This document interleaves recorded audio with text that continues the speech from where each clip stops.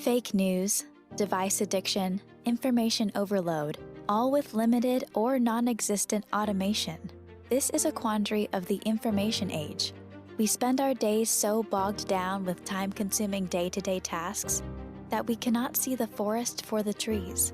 But as technology advances, melding with the environment around us, it frees us. We get back our most valuable asset: time. Time for our families. Time to focus on our thoughts and ideas. Time for growth. The rise of automation and AI enablement for enterprises heralds an era of innovation where data is the fuel and intelligent and adaptable processes the engine for growth. We have an opportunity to tackle problems that are facing us in this digital economy in a new way, and that means doing business differently. Drive more effective ways to engage, open up new markets, make a real difference for your customers, your partners, your employees, and suppliers. Avasant is leading the way for organizations to thrive in the digital age and to reach their greatest potential, enabling you with consulting solutions powered by data, research, and innovation for the digital enterprise. With offerings in strategic sourcing, digital, business and IT transformation, global development, and more, Avasant is the leader in its industry and a driver of disruption and innovation with the world's global goals in mind. Now is the time. Empower your organization beyond remedial day-to-day tasks and embrace the opportunities of the digital age. Empowering beyond. Avasant. Hello and welcome to Avasant's Digital Forum, Winning Perspectives on Building the Optimum Hybrid Cloud Roadmap. This event is in partnership with HCL Technologies and Red Hat. My name is Andriana Albert and I will be your MC today. Avasant is thrilled to have partnered with such innovative organizations to bring an hour of thought leadership and expert insights to our audience. Thank you again to HCL and Red Hat for your partnership. As we aim to make these sessions as interactive as possible, we encourage you to utilize the chat and Q&A features on your dashboard to pose questions to the panelists. They will be answering them live throughout the session. It is now my pleasure to introduce you to today's moderator, Walter Josephat. Walter is former CIO and regional CEO at Wyndham Worldwide and currently CIO of Vibrant Emotional Health and an Avasant Distinguished Fellow. Walter, welcome and thank you for joining us. Thank you, Adriana, and welcome to everyone on which will be an exciting session and something very topical in today's technology and business world. I'd like to go through a couple of slides here for us, and then we'll introduce our speakers and get going. As you know from today, the business environment is changing, and the focus is evolving from how we use technology and how we use the cloud from a basic lift and shift to enhanced application performance. 4 key drivers here: the shift in decision-making, the hybrid and multi-cloud being the new norm that's out there, the shift from the cloud just being a destination for storage and analytics to really a business platform.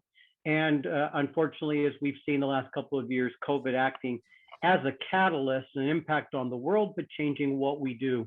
And so these 4 factors and understanding them are very key to driving application deployment decisions today.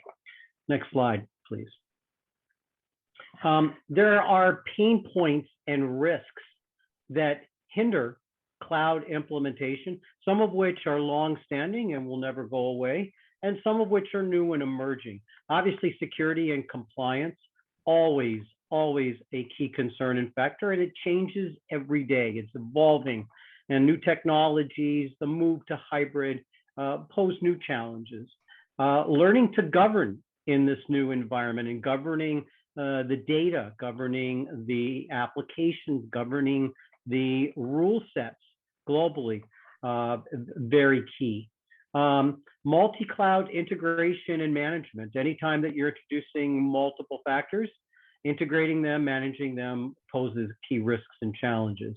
And then looking at and distributing workloads in the right way. Doesn't matter going back to mainframe technology, server, cloud, doesn't matter. That distribution of workload and analyzing that is key. And then always a risk in shifting and moving is how you migrate and integrate legacy systems and technology debt. Next slide, please. There are a number of firms and service providers out there that are doubling down on the cloud native capabilities and developing in-house skills. Building new platforms, as we talked about, not just a destination, but a platform, collaborating with industry partners, industry groupings, and strengthening existing assets with new capabilities. HCL partner today joining us is key in leading the pack here in providing these opportunities, these solutions, and making the right investments to help companies get there and navigate multi-cloud, hybrid, legacy migration and integration. Next slide, please. And again, there are a number of service providers out there that are also depending upon inorganic ways for growth, be it in acquisition, be it in partnership, acquiring new capabilities that accelerate time to market, and acquiring complementary capabilities that augment the solutions and the portfolios that they have.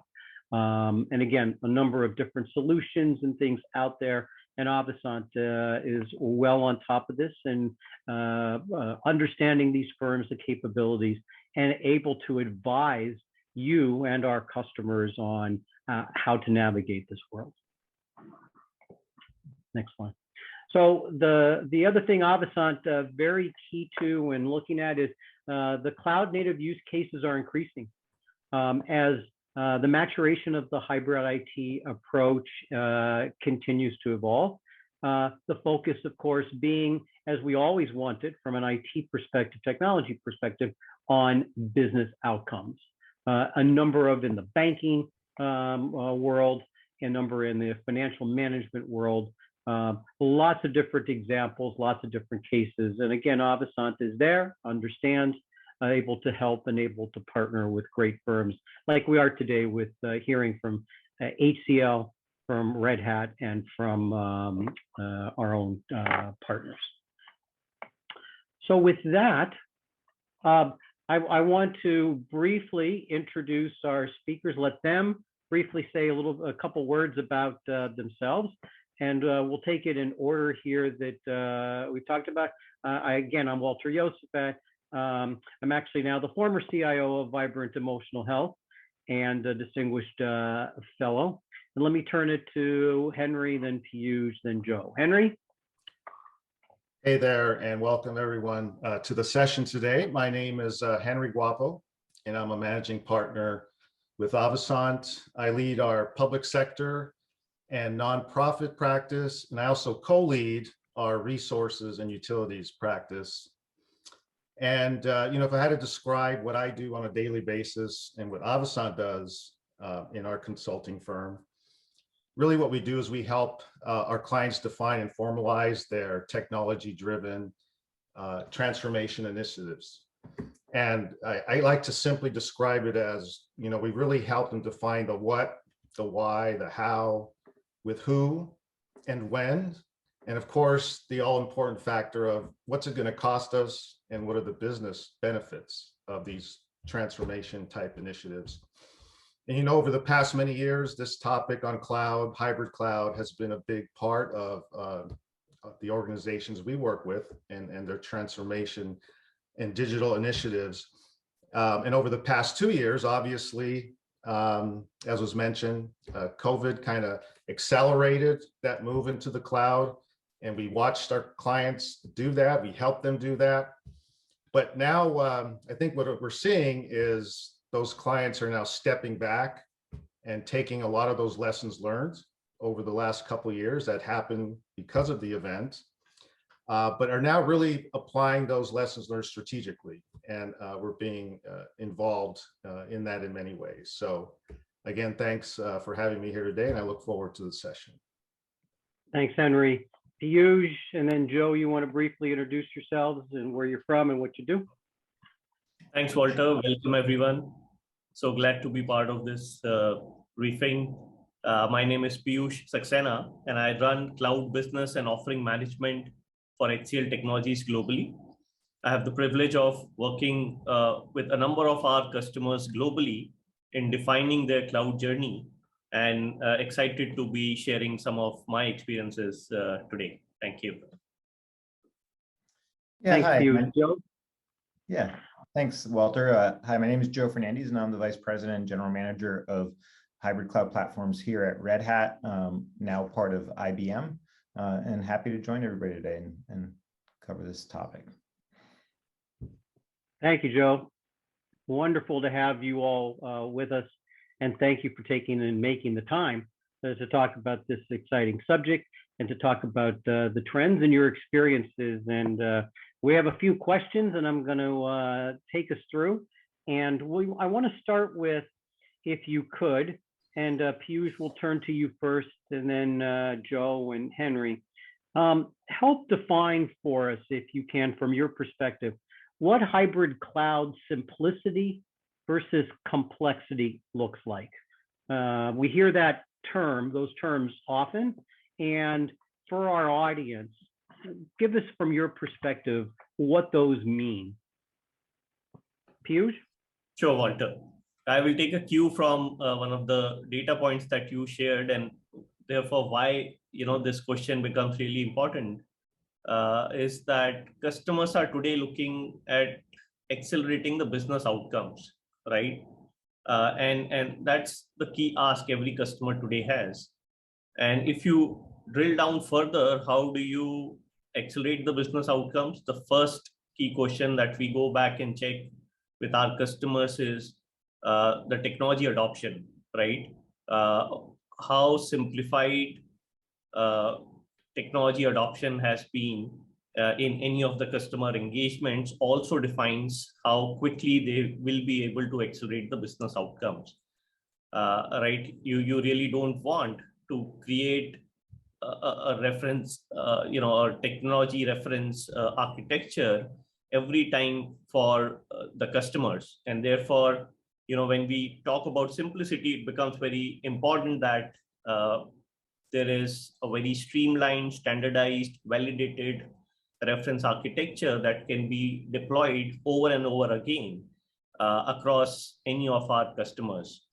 I also have one very interesting example that I remember where I was personally involved in this priority one issue at our customer, and one of these large energy utility customers, where the architecture was owned and defined by the customer.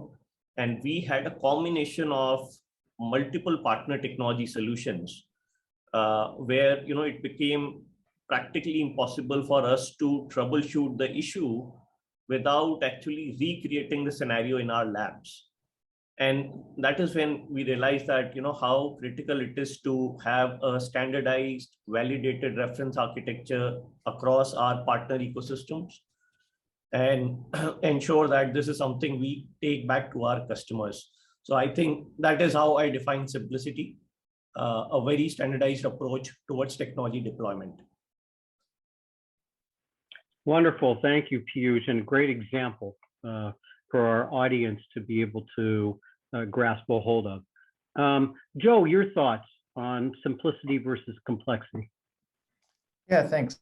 At Red Hat, we've been working with enterprise customers across lots of different industry verticals for years on driving Linux, driving open source, and really now driving an open hybrid cloud approach to how they want to deploy and manage their applications.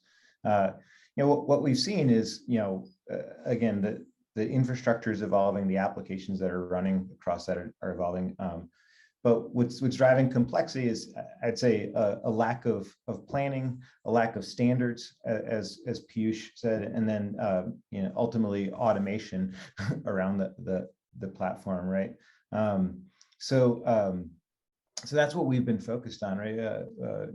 Red Hat again has been pushing open standards kind of in the open source communities that we participate in for over 20 years, and we've seen a set of industry standards emerge that have been enablers for hybrid. And you talked about some of those technologies like, Linux containers and Kubernetes. We've helped drive industry standards around those, working with partners like Google and others, so that no matter where customers are running their applications, they can rely sort of on a consistent abstraction layer that's common to the platform rather than be common to any specific footprint. We also think planning is critical, right? We have seen a lot of the failed approaches around sort of like not thinking through what it means to lift and shift an application to the cloud, or choose a footprint. So helping, we've worked with customers to take an inventory of what they have in place, really determine what are good candidates to move to a public cloud environment, and then which cloud, right? Because again, most of our customers now aren't just dealing with a single cloud, they're dealing with multiple public clouds and also dealing with deployments out at the edge, right? So really thinking through that and thinking through what are the characteristics of the workload and match it to the characteristics of the appropriate infrastructure that runs it is key. And then building that all with automation in mind, right? Automating the deployment of those applications, the management of those environments, and making all of that consistent as well. So those are some of the things that we focus on to make the complex simple and make it, again, simplicity that spans the different environments where our customers are looking to run their enterprise applications today. Beautiful.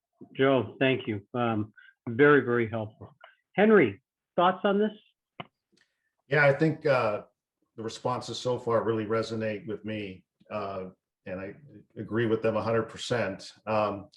The types of clients we work with tend to be very large, and in many cases 20, 30, 40, 100, even 100 years old. So naturally, they're going to be very complex, very large, very complicated in how they run. And what I've seen is that, their hybrid cloud environments have really grown organically over the years through various on-prem, obviously SaaS environments, public cloud, and many now are turning into a multi-cloud situation. And what I've seen is a lot of this organic growth and move to cloud and hybrid cloud has been through kind of a case-by-case basis, right? Individual cloud migrations based on, in many cases, hardware refresh strategies, right? Where clients move application portfolios to infrastructure as a service based on a hardware refresh approach, or they've attempted, kind of low-hanging fruit situations like moving to development and test environments, using bursting in some cases for some applications. And then now I'm seeing a lot, individual product teams selecting various cloud native services and kind of going at it somewhat independently, right? So that's led to a lot of the complexity that we see in a hybrid type environment. But I think when I think of simplicity, I think organizations that really have simplified it, they understand hybrid cloud is really a new operating model. And all of the typical, operating model components that help things run well and help you respond well need to be in place. For example, having the right interactions and partnerships with the business and stakeholders that IT is working with. And then the old adages of things like people, process, technology, and tools, excuse me, the right governance model in place, the right security platforms and tools. Again, getting to the right operating model holistically to get the right level of control, the right level of transparency, all while delivering that agility and resiliency and speed to market that was mentioned previously. So I think, to me, the simplicity means getting that right comprehensive operating model mindset, and not just looking at hybrid and cloud as technologies, right? And again, I think very importantly, getting to that right level of automation and standardization so that things move fluidly. And IT can really free up their time to focus on transformation while leaving the operational aspects to automation and standards. That's great. Great points. And we're going to build on some of those here coming up. So move to a question that, as an audience member myself, as a moderator, running sessions is one of the key questions in any topic, but something of critical importance here is share with us from your perspective, learnings, watch outs, risks, best practices, as you've worked with clients and implemented and guided.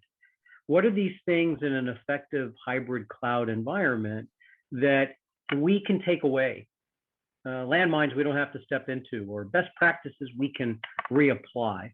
Joe, I'm going to start with you, then go Piyush to follow, and Henry to finish up again on this particular one. Joe. Yeah, thanks, Walter.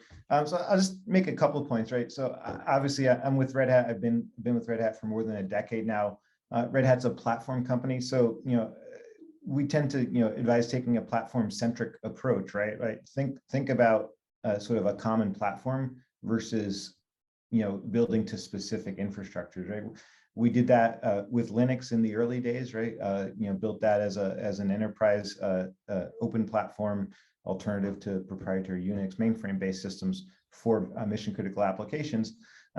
Over the last 5 years or so, we've seen that platform sort of elevate, right? Still built on Linux, but bringing in technologies like Linux containers and Kubernetes, which really define the sort of the modern hybrid cloud platform.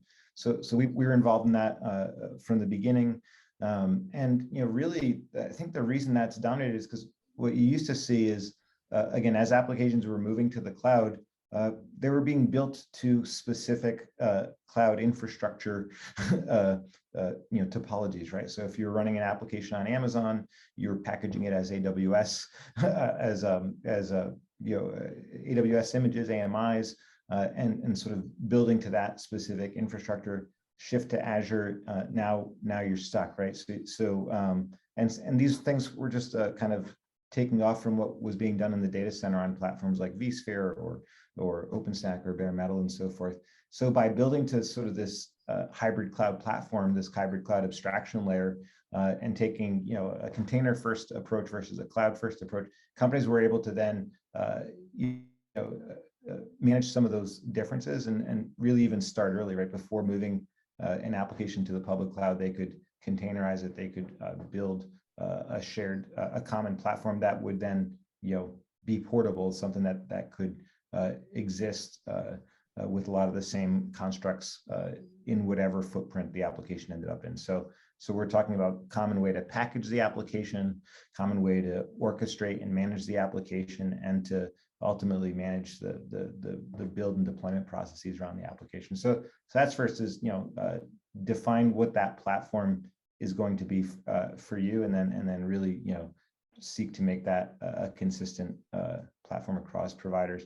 The next thing then is we need to abstract the platform itself, right? Because ultimately what the developers care about, what the application teams care about, is how can they quickly build, deploy, manage their applications, right? So we always say, hey, once we get the platform in place, the work isn't finished. We need to sort of integrate that into all the processes that companies are using for doing CI and builds, for doing a CD and building automated deployment pipelines to advance the application across different lifecycle environments, from test to stage to production and so forth. And then ultimately, while the platform makes the infrastructure abstract, that those pipelines and processes that you build around the platform also makes the platform itself disappear. So because ultimately the developers, they're not building containers and they don't care about Kubernetes, they care about the services that they're delivering that is enabled by that platform. So that's kind of what we focus on, is how can we get a platform in place that is standardized and common across the different infrastructure footprints that you're going to run in, and then how can we build common, build and deployment practices, automation on top of that platform to really, improve the lives and so the success of your developers who are consuming it.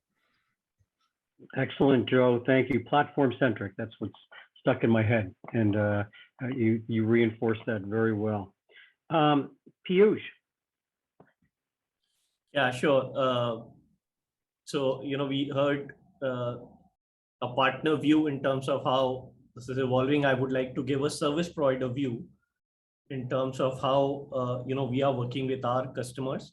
I think we have seen a significant shift in approach in last 18 to 24 months, where in the recent past, we have started focusing on continuous modernization. And earlier, Henry talked about hybrid cloud evolving more into an operating model. That is where we see more and more customers doing continuous plan, build, migrate, operate, plan, build, migrate, operate, right? Which traditionally used to be a sequential activity is now, getting executed at a faster pace. And three things which are enabling this entire shift is focus of customers around tools. How do we bring in automation first? Things like infrastructure as a code, DevSecOps, full stack observability, right? That's one area where a lot more customers are investing time, money, and efforts. Second area where we are looking at investing is around people skills, right?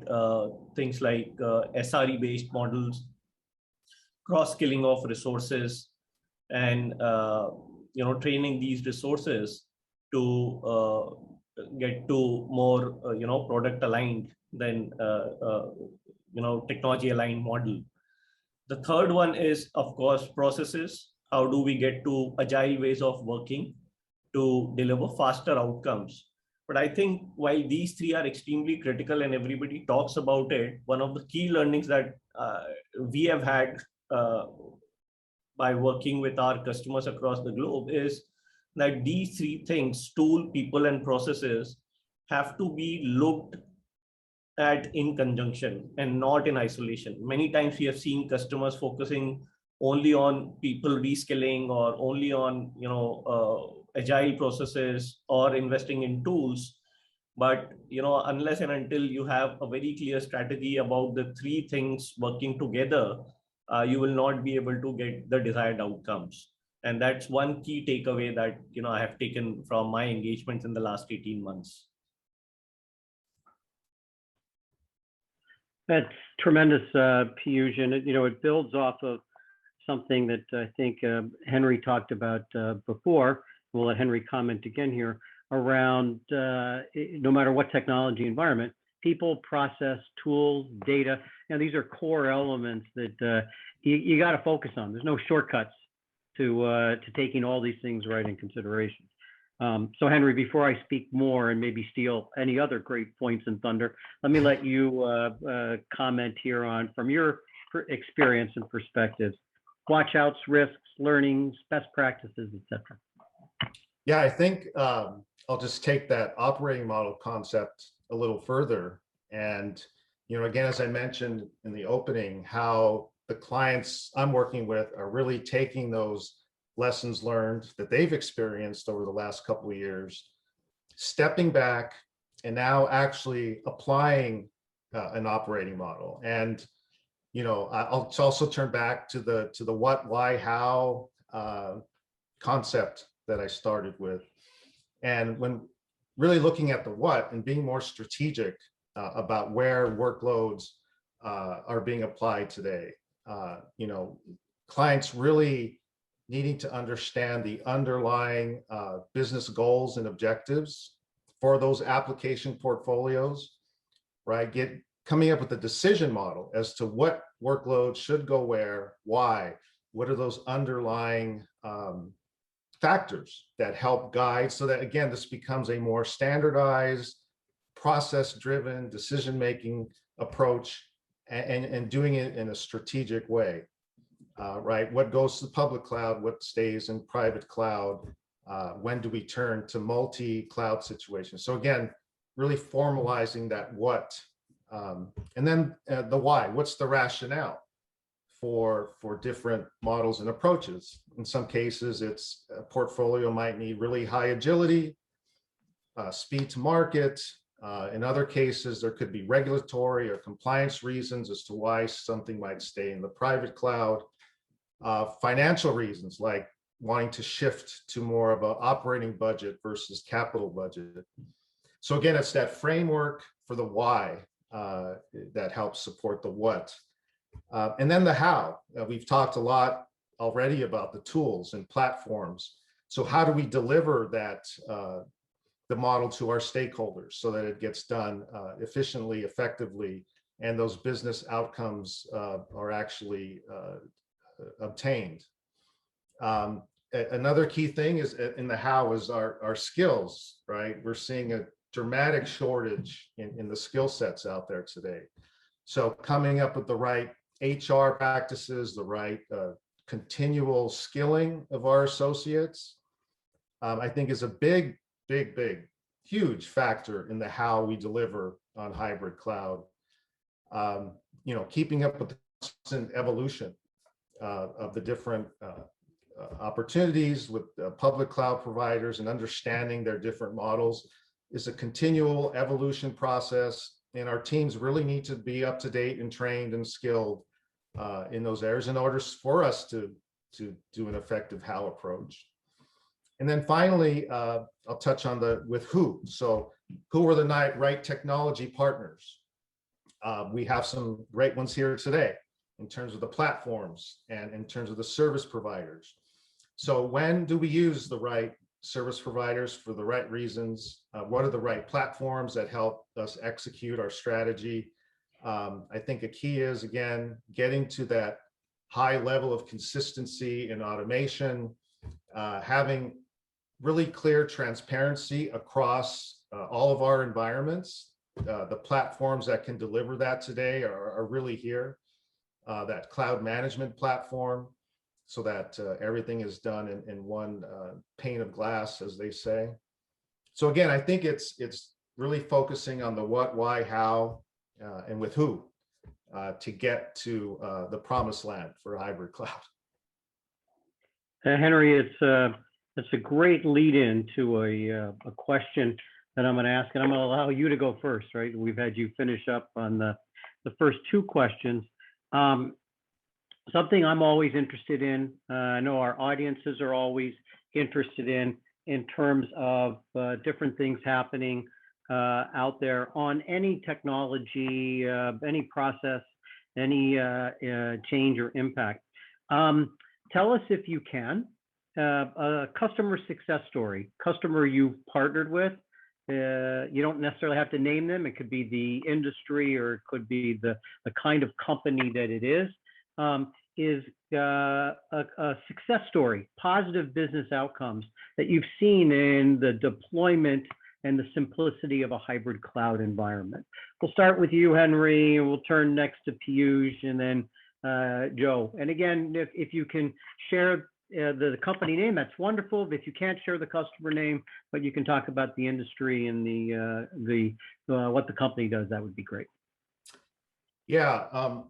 First off, I think I see successes kind of in these individual pockets within the operating model, right? No company does everything perfectly.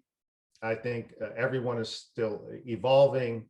The companies I work with, the organizations I work with. So when I think of success stories, I look at these different elements of the operating model to find really, key things that I think are special. There's one case, it just happened recently. Part of the process of preparing and having a strategy for hybrid cloud, is really understanding your application environment to great detail, understanding that inventory, understanding the application dependencies and data dependencies, having the right catalog of infrastructure elements, all the security elements, all the SaaS and in-house built elements that make up a portfolio. And very few organizations I work with, the large ones, really have a real clear grasp of all of that complexity. But this one client I was working with recently, who shall be nameless, but a very large utility here in the US, part of the process and the strategy that we helped them with was to define that clear understanding so that they can then make those decisions of the what and the why for their portfolios. And I think a key success there was in this process, they were able to identify, I guess I would call it 15 to 20% of that portfolio was actually being unused and of no value to the business, to anyone in the organization. And they kind of had a feeling that that was the case, but by chipping away at preparing for a real hybrid cloud strategy, they were able to discover this, because this is a key part to really preparing. And the financial implications were pretty significant, 15 to 20% of that portfolio being really of no value and being able to retire those applications. So I think that's one kind of side benefit that comes out of this strategy roadmap process. Excellent. Thank you. Piyush, examples you can share with us. Yeah, sure. And I usually, pick on examples where, we have been able to accelerate business outcomes for our customers. And this one large auto manufacturer, right, who I had the privilege of working with during the peak COVID times, right, what we did for them was to build a complete hybrid cloud landscape. In the traditional model, it would have taken us almost 6 to 9 months to deliver this hybrid cloud end state to the customer. But looking at the COVID situation, right, we started working proactively with our partners like Red Hat and created the standardized reference architectures that I earlier talked about. We also tested these reference architectures in our own cloud native labs. We ensured that the top prominent use cases, which most of our customers would want to leverage as soon as they go live, are pre-tested and validated within our partner ecosystem. Now, this customer, this was a demerger, opportunity where the customer had to build up the complete IT grounds up for the new entity. And they had very limited time, right? They were looking at faster time to market, and they wanted us to accelerate the complete deployment. And in COVID times, it became really difficult, had we gone with a traditional approach and traditional mindset. What we did was that we picked up our standard reference architecture. We mapped it to the customer requirement. We worked with all our hardware and software partners, validated specific use cases. We leveraged the staging area for our partners to pre-configure these devices before shipment. And, most of the deployment was done remotely by our teams.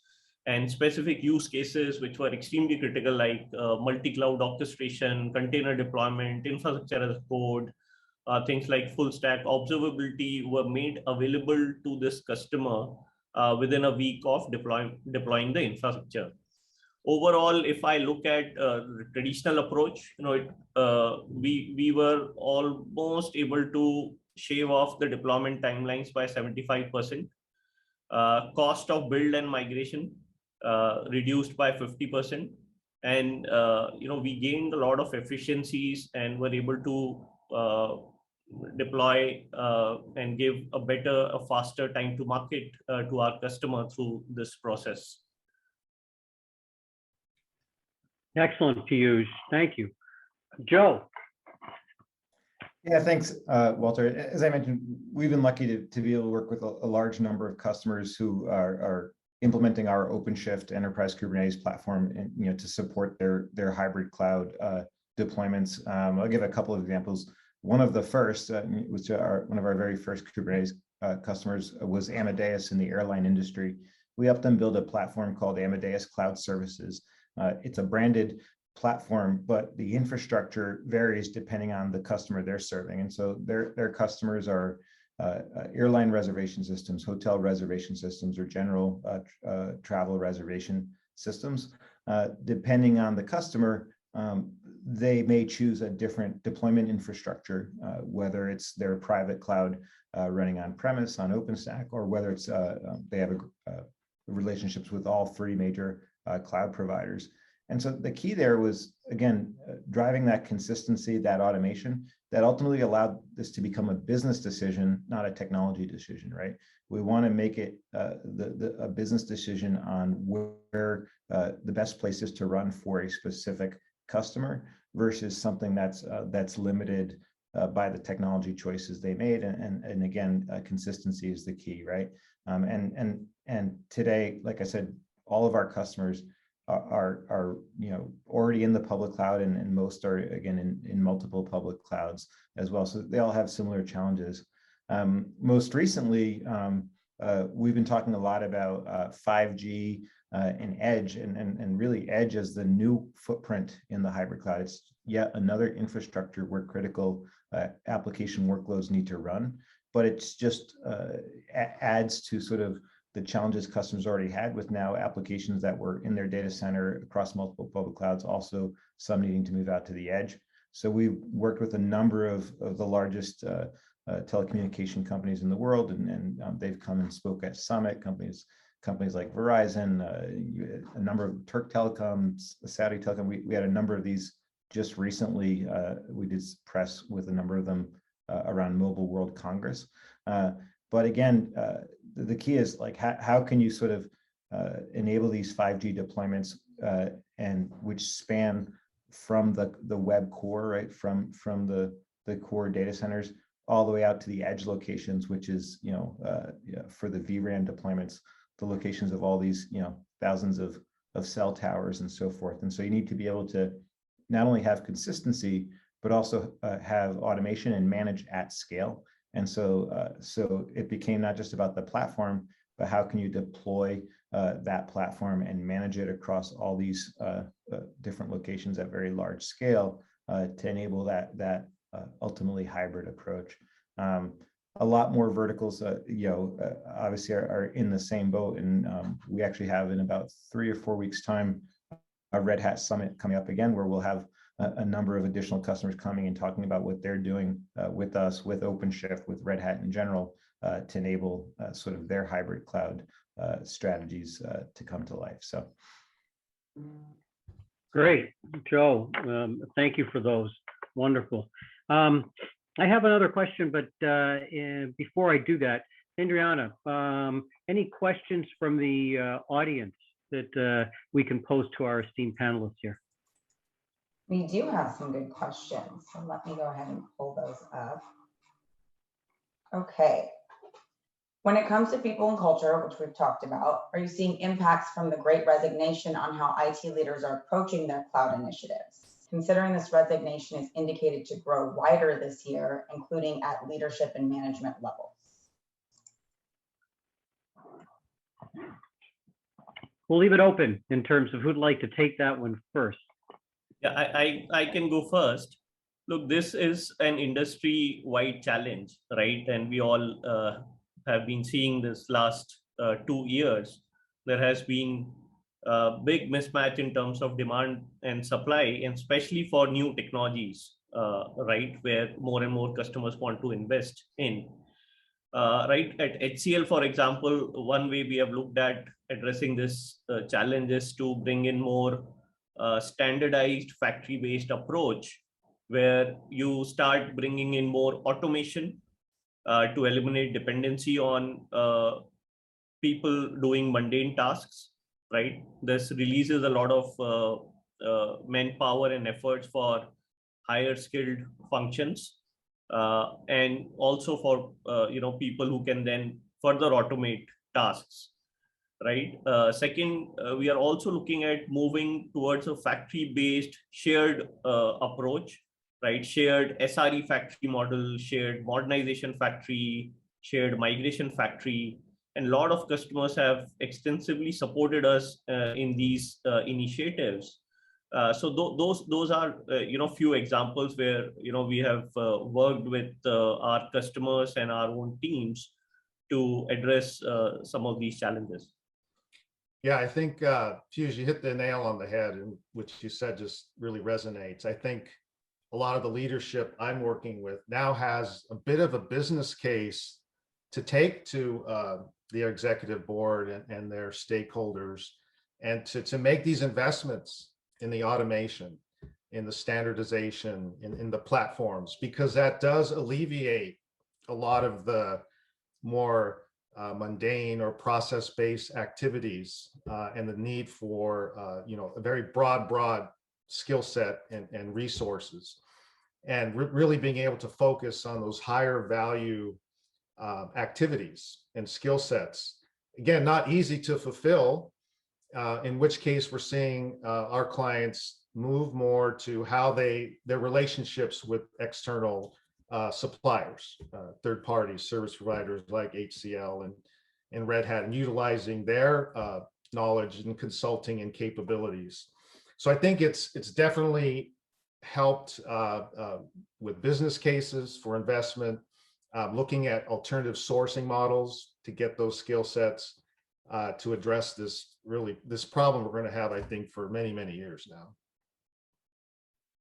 Yeah, just double down on what was already said, but this focus on standards really, I think, can help you sort of manage through that, right? Like first, developers want to work in the latest technologies. The latest technologies are being built in the open source community.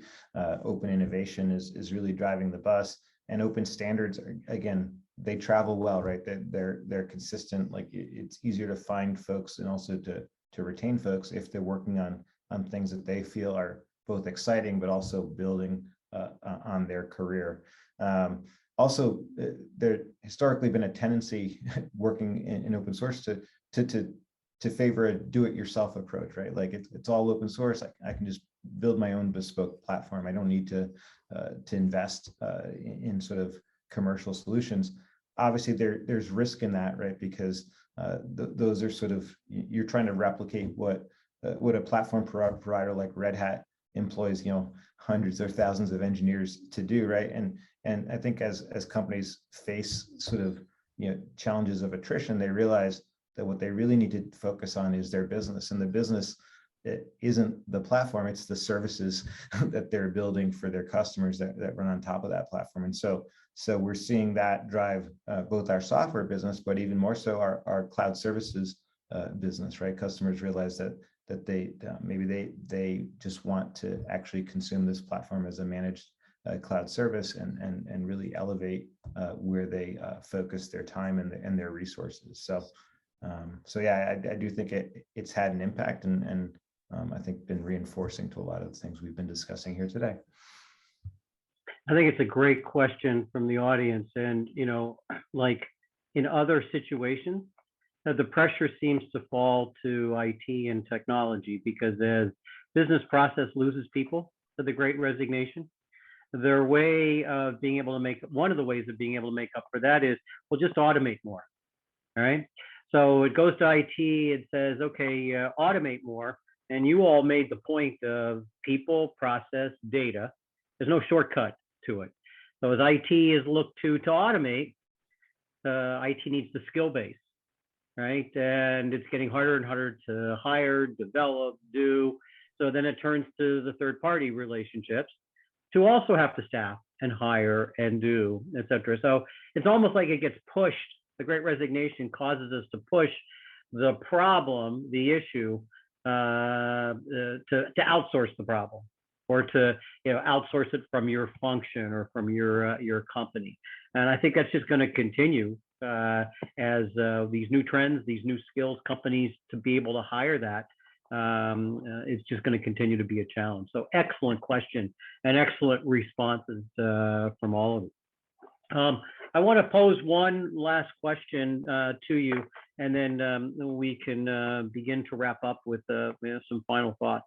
One of the risks, one of the issues we talked about is information security, and I'd be remiss if I didn't talk in any discussion we have about any technology about that being a top priority.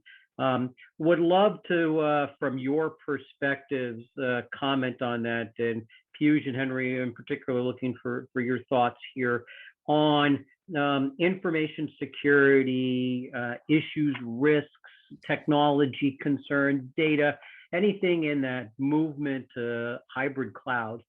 And we talked about simplicity, complexity, managing that, et cetera. Anything in particular here from it that's specific on information security that our audience ought to be more aware of than in other circumstances?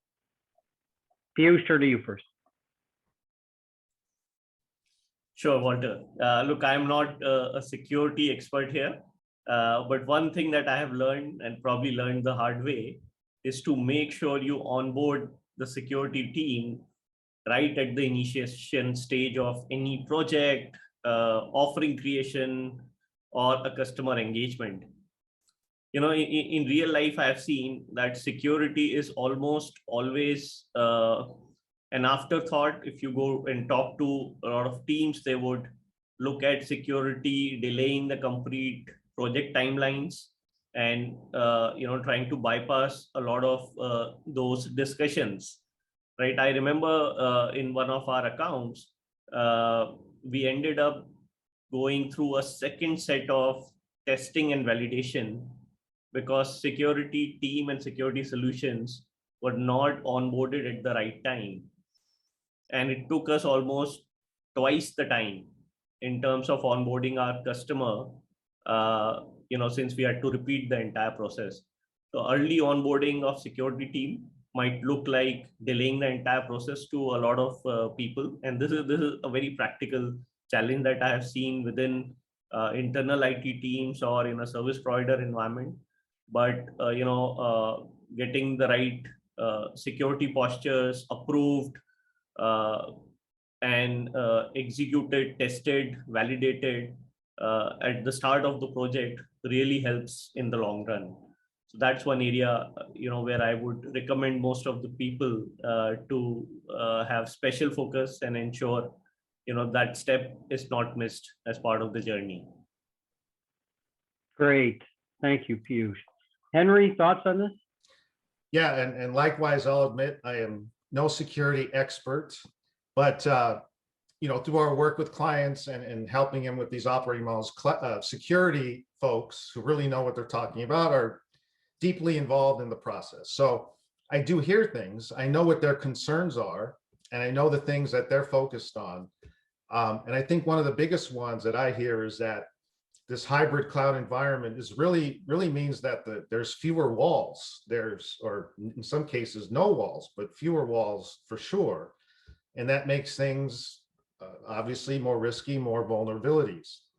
I think to Piyush's point, one other thing is really integrating security much earlier in the development process, in the initiative process.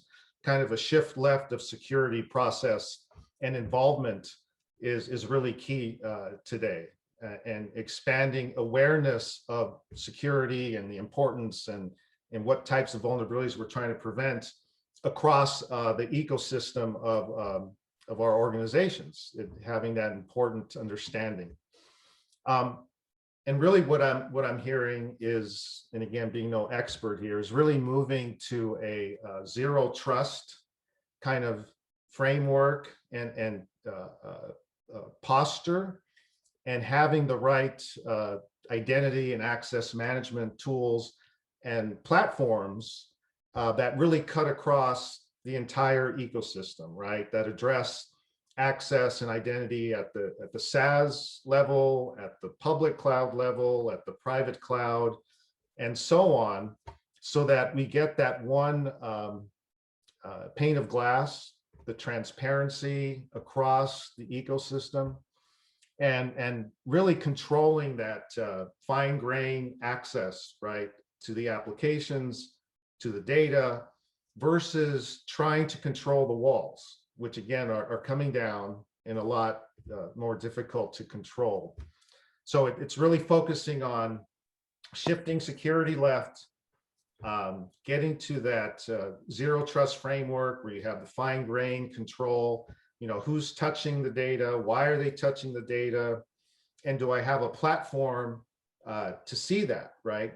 Am I able to monitor the who, what, why, where of data access, application access, the logging, the monitoring, again, all in one place is what I'm hearing is really the focus and where the security professionals are taking the hybrid cloud security environment. Super, super. Well, we have a few minutes left, and other than me getting the last word of thanking you as a panel and panelist for a tremendous conversation and great points, I want to give you each about a minute, right, to make a point around hybrid cloud environments, working with clients, things that I didn't ask you about. Give me a point here of something that I didn't allow you to touch on that you really would like to tell our audience and our team. And I'll give you about a minute apiece, right? So that we can wrap up here on time. And again, the only last word I want will be thank you. Joe, I'm going to start with you, and then I'm going to turn to Piyush and Henry. Again, about a minute. What did I not allow you to talk about and say on hybrid cloud? Yeah, thanks, Walter. And I think we had a great discussion and covered a lot of ground. I mean, I'd just say, hybrid cloud is the default model for most mid to large side enterprises that I've seen, and it either happens by choice or by circumstance, right? And I think whether you're intentionally choosing to do this or whether it just happens to you because out of application necessity, out of acquisitions and so forth, customer applications are going to live across different footprints. And really, I think you need to think about three things. People always think this is just an infrastructure challenge, and certainly the challenge of managing across a hybrid infrastructure is real.